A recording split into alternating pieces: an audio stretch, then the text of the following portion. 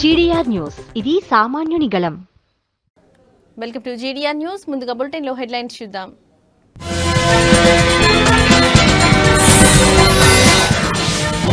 ఇంధన రంగాన్ని గాడిన పెట్టాం, విద్యుత్ భారం తగ్గిస్తున్నాం, సీఎం చంద్రబాబు కీలక వ్యాఖ్య.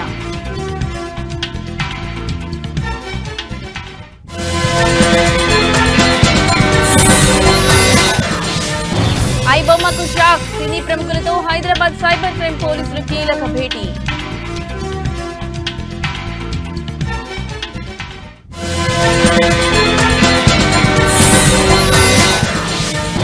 చైతన్యానంద స్వామి లీలలు, అమ్మాయిలతో చాటింగ్, ఫోటోలు, మొబైల్ ఫోన్లో బయటపడ్డ బండారం.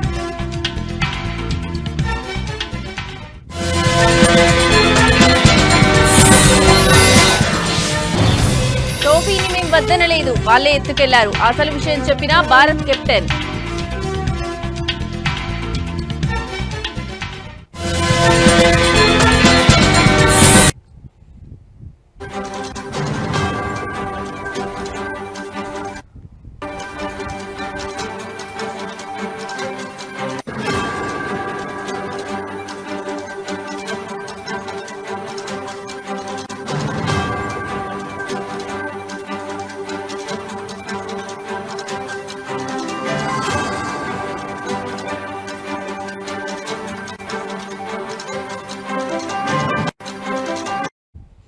ఇక బ్రేకింగ్ న్యూస్ చూస్తున్నాం. తెలుగు సినిమా పరిశ్రమను దశాబ్దాలుగా పట్టి పీడిస్తున్న పైరసీ భూతం వెనుక ఉన్న అసలు సూత్రధారులు ఎవరో తెలిసి సినీ ప్రముఖులు నివ్వెరపోయారు.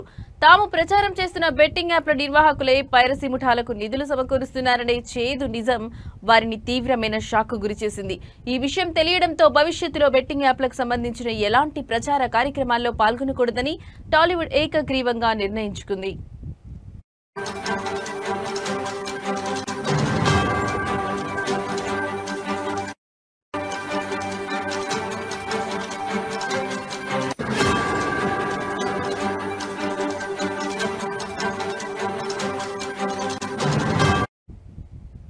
ఇటీవల భారీ పైరసీ ముఠాలను అరెస్ట్ చేసిన హైదరాబాద్ సిటీ సైబర్ క్రైమ్ పోలీసులు ఈ కేసుకు సంబంధించిన పూర్తి వివరాలను తెలియజేసేందుకు మంగళవారం నగరంలో సినీ పరిశ్రమ పెద్దలతో ఒక ప్రత్యేక సమావేశాన్ని ఏర్పాటు చేశారు. ఈ సమావేశానికి అగ్ర హీరోలు చిరంజీవి, నాగార్జున, వెంకటేష్, నాని, నాగచైతన్యతో పాటు ప్రముఖ నిర్మాత దిల్ రాజు, పలువురు దర్శకులు, డిజిటల్ మీడియా కంపెనీల ప్రతినిధులు హాజరయ్యారు.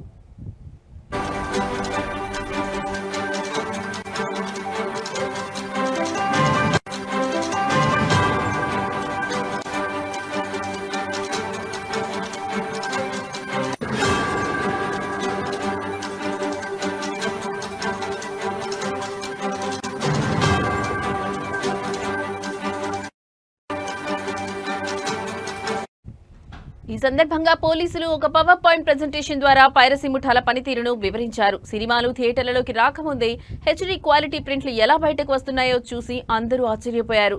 డిజిటల్ మీడియా సంస్థల సర్వర్లలో ఉన్న బలహీనమైన సైబర్ భద్రతను ఆసరాగా చేసుకుని హ్యాకర్లు సినిమాలను దొంగిలిస్తున్నారని పోలీసులు తెలిపారు. ఈ హ్యాకర్లకు, పైరసీ ముఠాలకు బెట్టింగ్ యాప్ల నిర్వాహకులు భారీగా డబ్బు చెల్లిస్తున్నారని ఆధారాలతో సహా వివరించారు.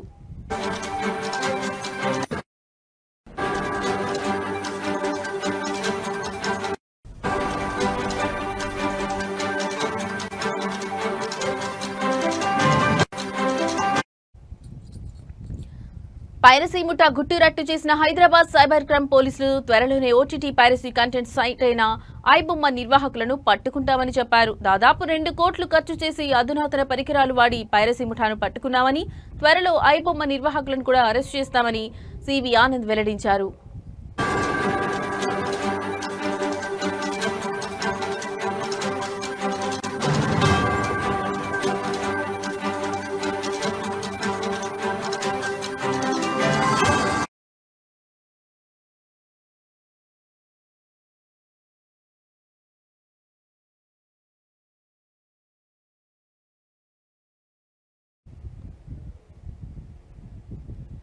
రాష్ట్రంలోని విద్యుత్ వినియోగదారులకు మేలు జరిగేలా ఒక కీలకమైన ముందడుగు పడింది. దేశ చరిత్రలో మొట్టమొదటిసారిగా ట్రూ డౌన్ ద్వారా విద్యుత్ ఛార్జీల భారాన్ని తగ్గిస్తున్నామని ఆంధ్రప్రదేశ్ ముఖ్యమంత్రి చంద్రబాబు నాయుడు పేర్కొన్నారు. ఈ నిర్ణయం ద్వారా నవంబర్ నుండి రాష్ట్రంలో విద్యుత్ ఛార్జీలు తగ్గుతాయని చెప్పడానికి తాను సంతోషిస్తున్నానని ఆయన ఎక్స్ వేదికగా తెలియజేశారు. గత 15 నెలల్లో విద్యుత్ వ్యవస్థల సమర్థ నిర్వహణతో వచ్చిన సత్ఫలితాలే ఈ ఘనతకు కారణమని ఆయన అన్నారు. ఇతర రాష్ట్రాలతో పవర్ స్వాపింగ్ విధానం ద్వారా పీక్ డిమాండ్ ఉన్న సమయాల్లో అధిక ధరలకు విద్యుత్ కొనుగోలు చేసే విధానానికి అడ్డుకట్ట వేశామన్నారు. స్వల్పకాలిక కొనుగోళ్లలో ఎక్కువ ధరకు విద్యుత్ కొనుగోలు చేయాల్సిన అవసరం లేకుండా పవర్ స్వాపింగ్ ఉపయోగపడుతుందని ఆయన తెలిపారు. పీఎం కుసుమ్ స్కీమ్ ద్వారా రైతులకు ఉచితంగా సౌర విద్యుత్ అందిస్తున్నామని, పీఎం సూర్యఘర్ కింద ఎస్సీ ఎస్టీలకు ఉచితంగా సోలార్ విద్యుత్ అందుతోందని ఆయన అన్నారు. ఈ పథకంలో ఓబీసీ వినియోగదారులకు గరిష్టంగా 98,000 వరకు సబ్సిడీ ఇస్తున్నామని, అంతేకాకుండా 1500 మెగావాట్ల సామర్థ్యంతో బ్యాటరీ ఎనర్జీ స్టోరేజ్ సిస్టమ్ను ఏర్పాటు చేస్తున్నామని ఆయన వెల్లడించారు. ఇలా అనేక చర్యలతో కూటమి ప్రభుత్వం సమర్థవంతమైన నిర్వహణతో విద్యుత్ రంగాన్ని గాడిలో పెట్టిందని ఆయన అన్నారు. కాలంలో మీరు చూస్తే సూపర్ 6 కార్యక్రమాలు తీసుకున్నాం. దీనివల్ల పేదవాళ్ళందరికీ కూడా అనేక కార్యక్రమాల ద్వారా లబ్ధి పొందే పరిస్థితి వచ్చింది. అదే మరి నిన్న మొన్న మీరు ఒక పక్కన చూస్తే ఏదైతే సూపర్ జీఎస్టీ ప్రతి ఒక్కరికి సూపర్ సేవింగ్స్ వచ్చే అవకాశం వచ్చింది. అంటే కొనుగోలు శక్తి పెరిగింది. పేదవాళ్ళందరూ కూడా ఇంత మునుపు కట్టే పన్నుల నుంచి ఎక్కువ రాయితీలు వస్తున్నాయి. దీనిపైన ఆదాయం పెంచుకుని ఏది కావాలంటే కొనుక్కునే అవకాశం కూడా వచ్చింది. అటు కేంద్రం ఇటు రాష్ట్రం రెండు ప్రభుత్వాలు కూడా పేద మధ్య తరగతి కుటుంబాలను ఆదుకునే ప్రభుత్వాలు. ఈ రెండు ప్రభుత్వాలని దుర్గమ్మ తల్లి చల్లగా ఆశీర్వదించమని, మాకు ఇంకా శక్తినిచ్చి ఈ రాష్ట్రాన్ని దేశాన్ని ముందుకు తీసుకుపోవడంలో అన్ని విధాల సహకరించమని ఆశీస్సులిమ్మని అమ్మవారిని ప్రార్థిస్తున్నా. ఈ సంవత్సరం మీరు చూస్తే 14-15లోనే కొన్ని పనులన్నీ కూడా ఘాట్ రోడ్ అభివృద్ధి చేశాం. అదే మరి దాతల కోసం ఒక 9 కోట్లతో డార్మెంటరీ కాంప్లెక్స్ నిర్మాణం చేశాం. మండపంలో 4 హై స్పీడ్ లిఫ్ట్లు ఏర్పాటు చేశాం. పుష్కరాల సందర్భంగా 1000 కోట్ల రూపాయలు ఖర్చు పెట్టి ఘాట్లు అదే మరిగా అనేక అభివృద్ధి కార్యక్రమాలు చేశాం. ఈ రోజు మళ్లీ 1500 మంది సామర్థ్యంతో 25 కోట్లతో నిర్మిస్తున్నటువంటి అన్నప్రసాద భవనం 6 నెలల్లో పూర్తవుతుంది. ఇంకొక పక్కన నూతన ప్రసాదం తయారు చేసే సదుపాయాన్ని కూడా 27 కోట్ల రూపాయలు ఖర్చు పెట్టి 3 నెలల్లో పూర్తి చేస్తాం. ఇది కాకుండా ప్రధాన ఆలయానికి సమీపంలోని పూజలు సేవల కోసం ఒక 5,50,00,000 రూపాయలు ఖర్చు పెట్టి పూజా మండపాన్ని నిర్మాణం చేస్తాం. దాతల సహకారంతో యాగశాల ఏర్పాటు చేయడం, ప్రవేశ ద్వారం నుండి మహామండపం వరకు 14 కోట్ల రూపాయలు. ప్రముఖ నటుడు విజయ్ స్థాపించిన తమిళగా వెట్రి కలగం పార్టీకి చెందిన కార్యకర్త ఒకరు ఆత్మహత్య చేసుకున్నారు. కరూర్ తొక్కిసలాట ఘటనకు డీఎంకే మంత్రి సెంథిల్ బాలాజీ పోలీసులే కారణమంటూ ఆయన రాసిన సూసైడ్ నోట్ ఇప్పుడు సంచలనంగా మారింది. విల్లుపురం జిల్లాకు చెందిన అయ్యప్పన్ టీవీకే పార్టీలో కార్యకర్తగా పనిచేస్తున్నారు. 3 రోజుల క్రితం మైలం గ్రామంలో ఉన్న తన వృద్ధ తల్లిదండ్రులను చూసేందుకు ఆయన వెళ్లారు. సోమవారం ఇంట్లో ఎవరూ లేని సమయంలో ఒక గదిలో ఊరివేసుకుని కనిపించాడు. ఆయన తల్లి మునియమ్మల్ గమనించి చుట్టుపక్కల వారికి సమాచారం అందించడంతో వారు సెంచి పోలీసులకు ఫిర్యాదు చేశారు. ఘటనా స్థలానికి చేరుకున్న పోలీసులు మృతదేహం వద్ద ఒక చేతిరాత లేఖను స్వాధీనం చేసుకున్నారు. విజయ్ కరూర్కు వచ్చినప్పుడు పోలీసులు సరైన భద్రత కల్పించలేదు. విజయ్ అభిమానులు బాగా పనిచేశారు. ఆ విషాదానికి సెంథిల్ బాలాజీనే కారణం. ఇందులో పోలీసుల ప్రమేయం కూడా ఉంది. ఆయన వెంటనే అరెస్ట్ చేసి జైల్లో పెట్టాలి అని ఆ లేఖలో రాసి ఉన్నట్లు పోలీసులు తెలిపారు. విజయ్ ప్రచార కార్యక్రమం కోసం కరూర్కు వచ్చినప్పుడు జరిగిన తొక్కిసలాటలో 41 మంది మరణించిన విషయం తెలిసిందే.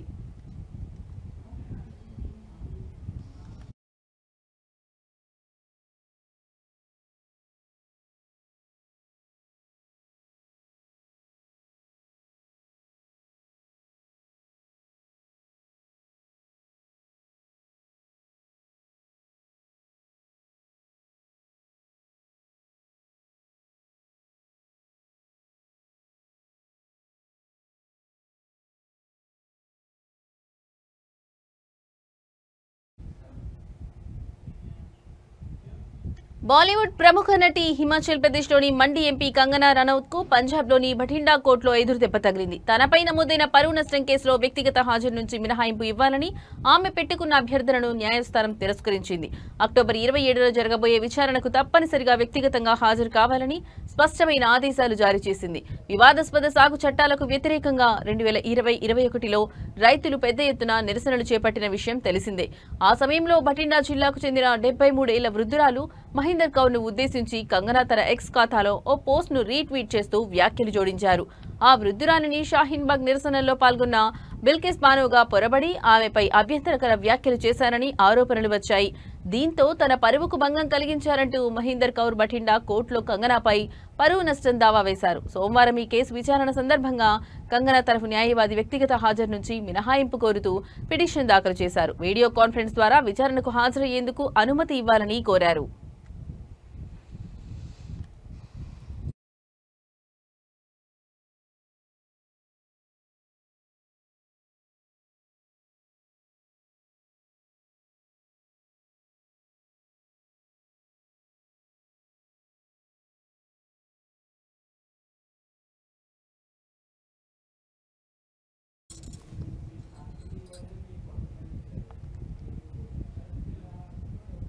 ఆసియా కప్ ఫైనల్లో టీమిండియా విజయం సాధించినా ట్రోఫీని అందుకోలేకపోయిన వివాదం ఇంకా కొనసాగుతూనే ఉంది. ఈ గొడవకు తెరదించేందుకు బదులుగా Asia cricket council chief Mohsin Naqvi మరో కొత్త మెలిక పెట్టారు. విజేతగా నిలిచిన భారత జట్టుకు మెడల్స్ అందించడానికి తాను సిద్ధంగా ఉన్నానని, అయితే దానికోసం ఒక అధికారిక కార్యక్రమం ఏర్పాటు చేయాలని ఆయన షరతు విధించినట్టు తెలుస్తోంది.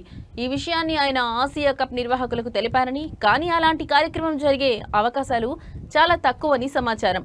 దీంతో ఈ ప్రతిష్టంభన ఇప్పట్లో వీడియోలో కనిపించడం లేదు. Mohsin Naqvi Pakistan cricket board chairman గా కూడా వ్యవహరిస్తున్నారు. దుబాయ్లో జరిగిన ఫైనల్ మ్యాచ్లో పాకిస్తాన్పై భారత్ 5 వికెట్ల తేడాతో ఘన విజయం సాధించింది. మ్యాచ్ అనంతరం బహుమతుల ప్రదానోత్సవంలో ఏసీసీ చీఫ్ నఖ్వీ చేతుల మీదుగా ట్రోఫీ మెడల్స్ తీసుకునేందుకు భారత ఆటగాళ్లు నిరాకరించారు. నఖ్వీ గతంలో పలుమార్లు భారత వ్యతిరేక వ్యాఖ్యలు చేయడమే దీనికి ప్రధాన కారణం. ఈ విషయంలో భారత జట్టుకు బీసీసీఐ పూర్తి మద్దతు ప్రకటించింది.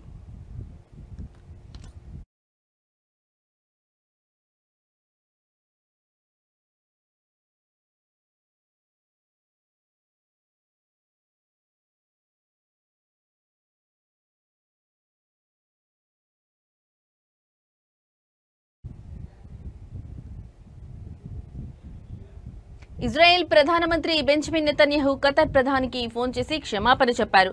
అమెరికా అధ్యక్ష భవనం వైట్ హౌస్ నుంచే నెతన్యాహు ఈ ఫోన్ కాల్ చేయడం గమనార్హం. ఖతర్ రాజధాని దోహాపై ఇటీవల ఇజ్రాయెల్ సైన్యం జరిపిన వైమానిక దాడి పట్ల నెతన్యాహు విచారం వ్యక్తం చేస్తున్నట్లు వైట్ హౌస్ వర్గాలు తెలిపాయి. అసలేం జరిగిందంటే గాజా యుద్ధం, హమాస్తో కాల్పుల విరమణకు సంబంధించి అమెరికా అధ్యక్షుడితో చర్చించేందుకు ఇజ్రాయెల్ ప్రధాని నెతన్యాహు వాషింగ్టన్ వెళ్లారు. సోమవారం వైట్ హౌస్ లో నెతన్యాహుతో ట్రంప్ భేటీ అయ్యారు. ఈ సందర్భంగా దోహాపై ఇజ్రాయెల్ జరిపిన వైమానిక దాడి విషయాన్ని ట్రంప్ ప్రస్తావించారని, ఓవైపు శాంతి చర్చలు జరుపుతుండగా దాడి ఎలా చేస్తారని ఆగ్రహం వ్యక్తం చేశారని సమాచారం.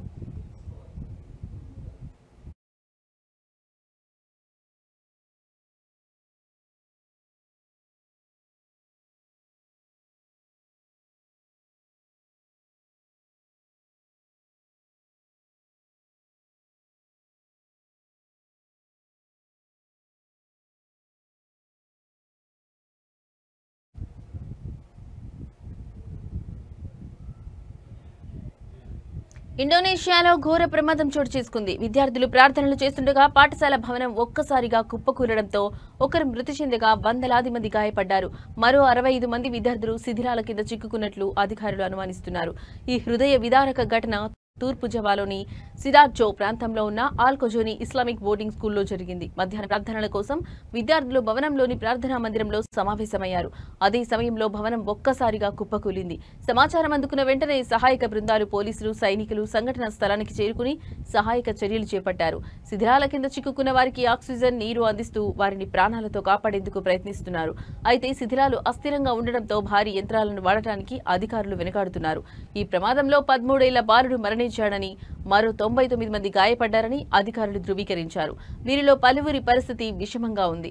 మంగళవారం ఉదయం నాటికి 65 మంది విద్యార్థులు ఆచూకీ తెలియరాలేదని, వారంతా 12 నుంచి 17 ఏళ్లలోపు వారినని పాఠశాల యాజమాన్యం తెలిపింది. తమ పిల్లల క్షేమ సమాచారం కోసం తల్లిదండ్రులు, బంధువులు ఆసుపత్రులు ప్రమాద స్థలం వద్ద ఆందోళనతో ఎదురుచూస్తున్నారు. శిథిలాల నుంచి తమ పిల్లలను బయటకు తీస్తుండగా చూసి వారు కన్నీరు మున్నీరవుతున్న దృశ్యాలు అక్కడి వారిని కలిచివేస్తున్నాయి.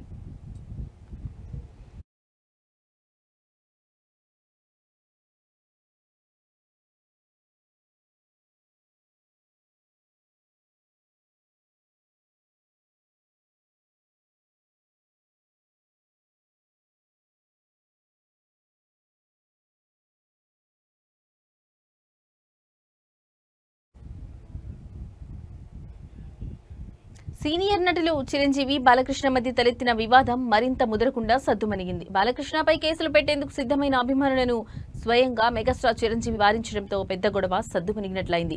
ఆంధ్రప్రదేశ్ అసెంబ్లీలో హిందూపురం ఎమ్మెల్యే నందమూరి బాలకృష్ణ ఇటీవల చేసిన కొన్ని వ్యాఖ్యలలో చిరంజీవి పేరును ప్రస్తావించడం వివాదానికి దారితీసిన సంగతి తెలిసిందే. ఈ వ్యాఖ్యలు అభ్యంతరకరంగా ఉన్నాయంటూ చిరంజీవి ఇప్పటికే ఒక ప్రకటన కూడా విడుదల చేశారు. ఈ పరిణామంతో ఆగ్రహానికి గురైన మెగా అభిమానులు బాలకృష్ణపై చట్టపరమైన చర్యలకు ఉపక్రమించారు. అఖిల భారత చిరంజీవి యువత ఆధ్వర్యంలో హైదరాబాద్ లో ఆంధ్రప్రదేశ్, తెలంగాణ రాష్ట్రాలకు చెందిన అభిమాన సంఘాల ప్రతినిధులు అత్యవసరంగా సమావేశమయ్యారు. బాలకృష్ణ వ్యాఖ్యలను తీవ్రంగా ఖండించిన వారు 2 రాష్ట్రాల్లోని 300కి పైగా పోలీస్ స్టేషన్లలో ఆయనపై ఫిర్యాదు చేయాలని ఈ సమావేశంలో తీర్మానించారు. దీనికి తొలి అడుగుగా హైదరాబాద్లోని జూబ్లీహిల్స్ పోలీస్ స్టేషన్లో కేసు నమోదు చేసేందుకు సిద్ధమయ్యారు.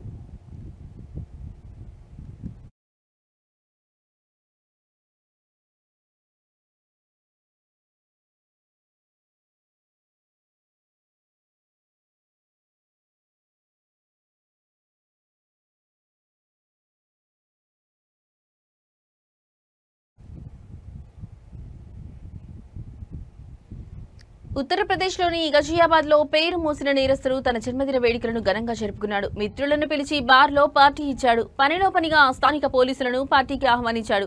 ఈ ఆహ్వానం అందుకుని 4 పోలీసులు పార్టీకి హాజరయ్యారు. మద్యం తాగుతూ బార్ గర్ల్ తో డాన్స్ చేస్తూ కెమెరా కంటికి చిక్కారు. ఈ వీడియో కాస్త సోషల్ మీడియాలో వైరల్ గా మారడంతో మండిపడ్డ ఉన్నతాధికారులు ఆ 4గురిని సస్పెండ్ చేశారు. గజియాబాద్ లోని షాహిదాబాద్ బార్డర్ అవుట్ పోస్ట్ ఇన్ఛార్జ్ సహా 4 పోలీసులపై ఉన్నతాధికారులు చర్యలు తీసుకున్నారు.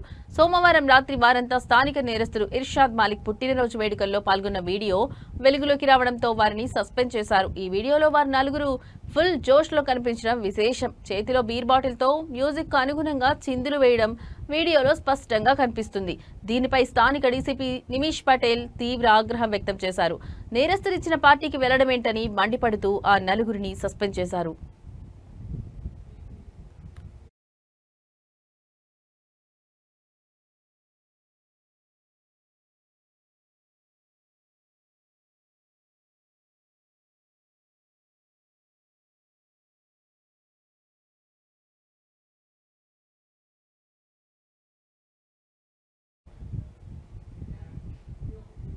టెక్నాలజీ దిగ్గజం గూగుల్ కు చెందిన యూట్యూబ్ అమెరికా అధ్యక్షుడు డొనాల్డ్ ట్రంప్ తో తన వివాదాన్ని పరిష్కరించుకుంది. 2021లో ట్రంప్ ఖాతాను సస్పెండ్ చేసినందుకు గాను ఆయన దాఖలు చేసిన దావాను సెటిల్ చేసేందుకు గూగుల్ ముందుకొచ్చింది. ఈ ఒప్పందంలో భాగంగా $24.5 మిలియన్ కరెన్సీలో భారత కరెన్సీలో సుమారు 204 కోట్లు చెల్లించడానికి అంగీకరించింది. ఈ మేరకు కాలిఫోర్నియా ఫెడరల్ కోర్టులో పత్రాలు దాఖలయ్యాయి.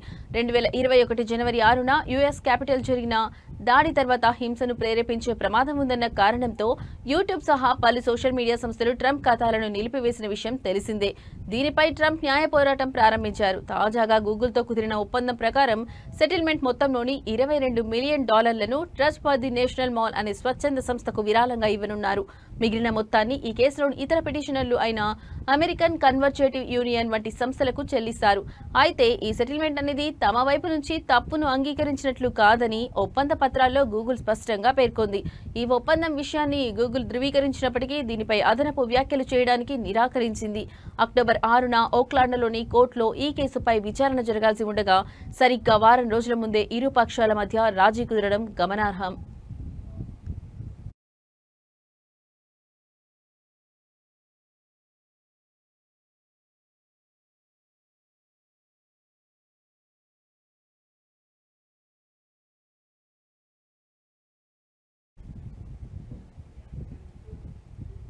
రియల్ ఎస్టేట్ రంగంలో సరికొత్త సంచలనం నమోదైంది. దేశంలోని ప్రముఖ రియాలిటీ సంస్థ Sunteck Realty Limited ultra luxury housing విభాగంలోకి అడుగు పెడుతూ అందరినీ ఆశ్చర్యపరిచింది.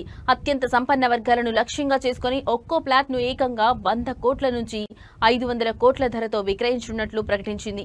గతంలో గురుగ్రామ్లో ఓ ఫ్లాట్ 100 కోట్లకు అమ్ముడుపోవడం వార్త కాగా ఇప్పుడు సన్టెక్ ఆ రికార్డును బద్దలు కొట్టేందుకు సిద్ధమైంది. ఈ అత్యంత ఖరీదైన ప్రాజెక్టుల కోసం సన్టెక్ రియాలిటీ ఎమన్స్ అనే సరికొత్త బ్రాండ్ ను పరిచయం చేసింది. ఈ బ్రాండ్ కింద నిర్మించే ఇళ్లను కేవలం ఆహ్వానం ద్వారా మాత్రమే విక్రయిస్తామని కంపెనీ స్పష్టం చేసింది. తమ ఫ్లాట్ల కనీస ధర 100 కోట్లుగా ఉంటుందని, గరిష్టంగా 500 కోట్ల వరకు పలుకుతుందని సన్టెక్ రియాలిటీ సీఎండీ కమల్ ఖేతన్ తెలిపారు. ఈ ప్రతిష్టాత్మక ప్రాజెక్టులను ముంబై, దుబాయ్లలో నిర్మించనున్నారు. ముంబైలోని నిపెన్సీ రోడ్ తో పాటు Dubai down town, Burj Khalifa, కమ్యూనిటీలో ఈ నిర్మాణాలు చేపట్టనున్నారు.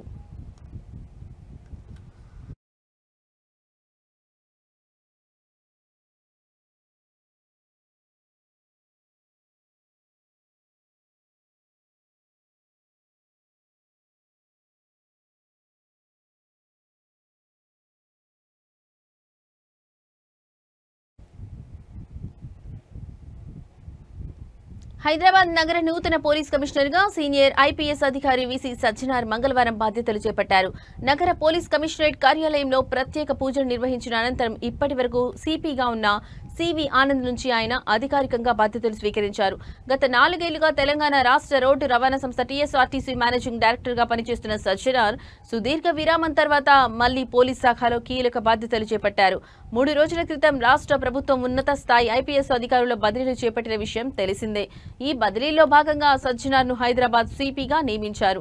ఇంతకాలం నగర కమిషనర్ గా సేవలందించిన సివి ఆనంద్ ను ప్రభుత్వ హోంశాఖ ముఖ్య కార్యదర్శిగా బదిలీ చేసింది.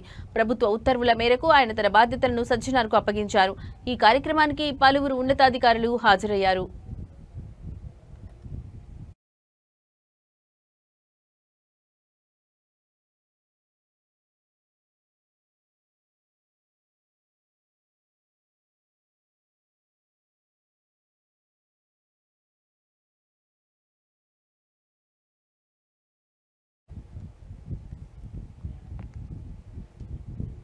పవన్ కళ్యాణ్ ఓజీ సినిమాపై మెగాస్టార్ చిరంజీవి రివ్యూ వైరల్ అవుతోంది. సోమవారం రాత్రి కుటుంబంతో కలిసి సినిమా చూసిన చిరు తన తమ్ముడిని బిగ్ స్క్రీన్ పై చూసి గర్వపడ్డారు.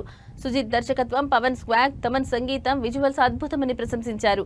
హాలీవుడ్ ప్రమాణాలతో రూపొందించిన ఈ గ్యాంగ్స్టర్ చిత్రం అభిమానులకు సరైన విందు అని పేర్కొన్నారు.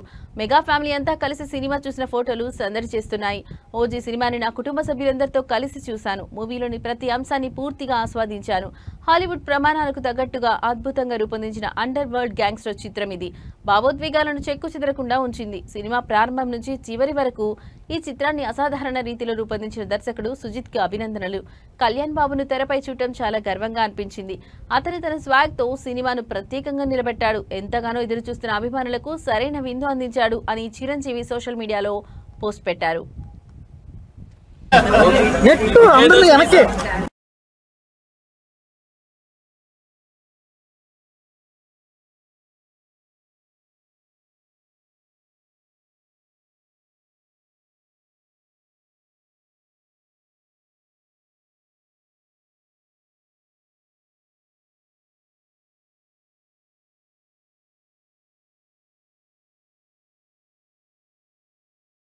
Sir 1 word about OG.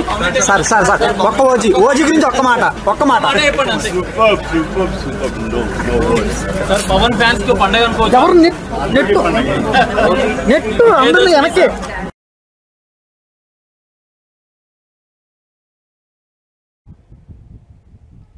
ఇవి ఇప్పటివరకు నా బులెటిన్ అప్డేట్స్. మరో బులెటిన్ తో మళ్ళీ కలుద్దాం. నమస్తే.